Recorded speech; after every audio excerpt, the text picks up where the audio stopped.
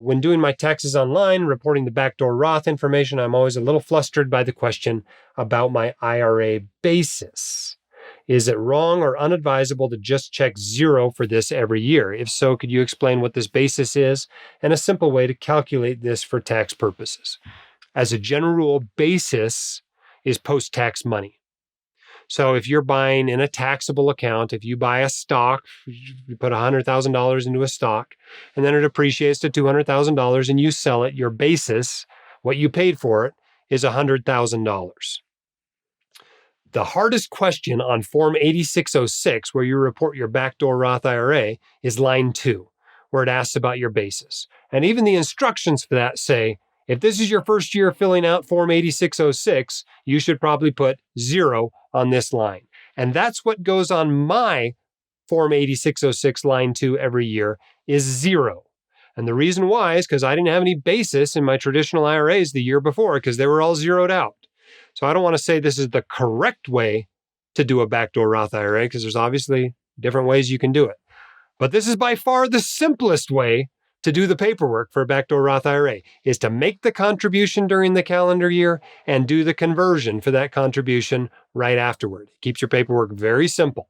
And if you're doing that every year, line 2 should be 0. Your basis is 0.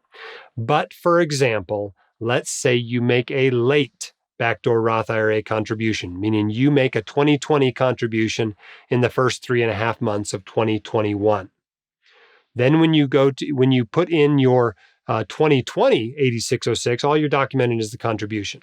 But when you go to do your 2021 8606, it's going to ask you about your basis. And your basis at that point is your 2020 contribution, right? Your 2020 contribution, that money you put in the year before that doesn't get taxed again. So if you put $6,000 in for 2020 in the first few months of 2021, you put $6,000 on line 2 of your 8606 for 2021. That's your basis. So you don't have to pay taxes on it twice. The idea behind basis is you only pay taxes on money one time. And if you think of it through it that way, then it should make sense to you. Hope that helps. But by far, that's the hardest part of Form 8606. If you want your questions answered by the White Coat Investor, record your question at whitecoatinvestor.com/YQA or click the link in the description.